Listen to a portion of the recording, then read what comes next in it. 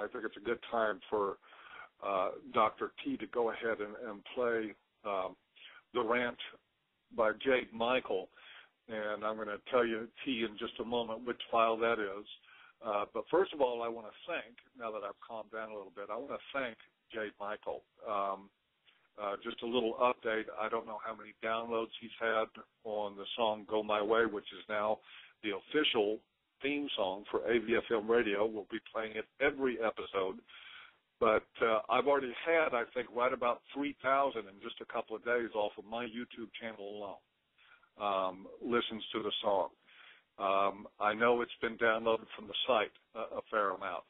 The general response is overwhelmingly positive, and it is a great song. We appreciate this very, very talented man's work, and this is a gift that a lot of people can't give. A lot of people don't have this kind of talent, and as we're going to find out in a moment, he has more talents as a writer.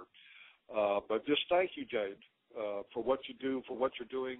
I hope people will go to Artistry Against Misandry and pay you a visit there, make submissions to the work that you're doing, because I think stuff like this is like really, really critical. Everybody loves music, or nearly everybody. Music is a great a great vehicle, rather, to carry messages. And this is just one more weapon in our arsenal of fighting misandry. And Jade has done us all proud by producing this thing the way he has.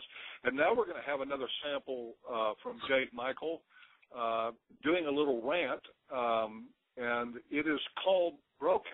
So, Dr. T, if you would play that, I would appreciate it. It's near the top.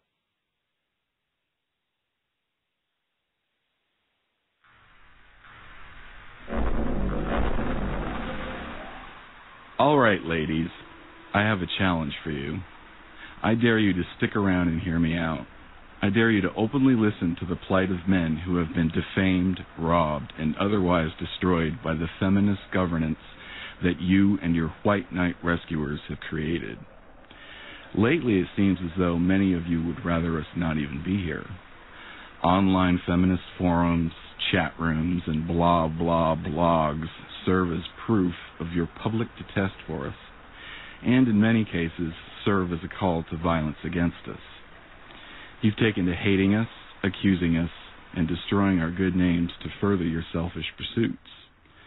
But we're catching on. We're catching on, and we're starting to fight back. You've been holding us accountable for your woes certainly since the advent of feminism, if not since the beginning of recorded history. But we're seeing the quest for female empowerment as the hate movement it is.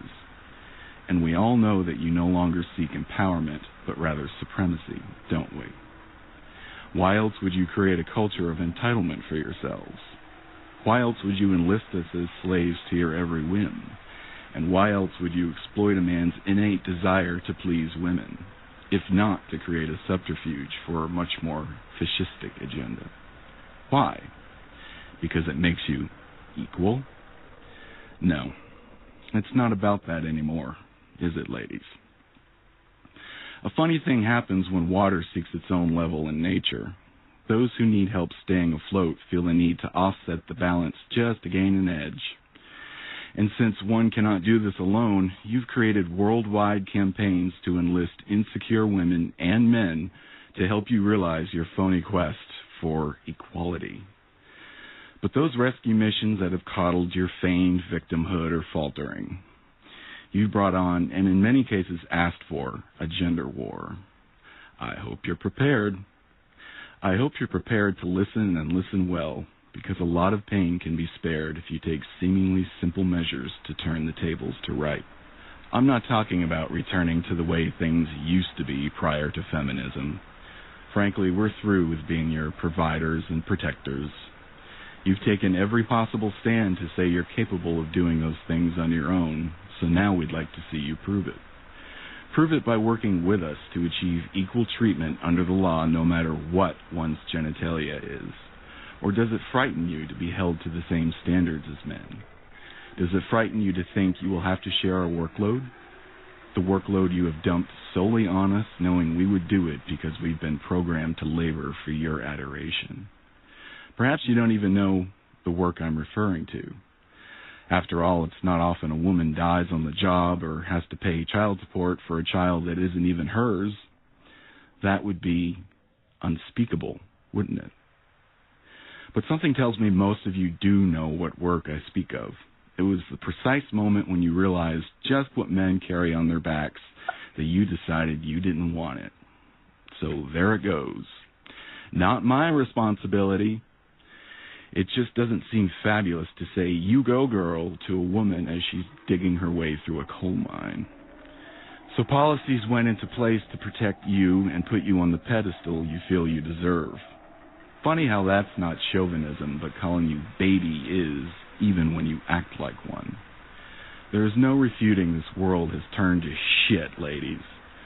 Feminism and liberalism have washed out structure, decency, and accountability all throughout Western society.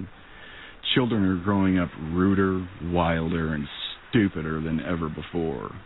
It's no secret that pushing fathers out of their lives has caused this very direct effect. So since you have shown you don't need us and don't want to meet us halfway, it's time you get a taste of your own medicine. Maybe when we start ignoring you, you'll realize that without a male audience, your complaints are futile. You see, where feminism says it champions freedom from gender roles for both men and women, we know that's a blatant lie. It doesn't even mean freedom for women. It traps you. But it seems that most of you like your trap as long as you have a complimentary tiara to wear. That glass ceiling is going to crash down on all of us soon, ladies, and you hold the power to make sure we don't all get lacerated. Will you step up to the plate, or would that be too much like a man?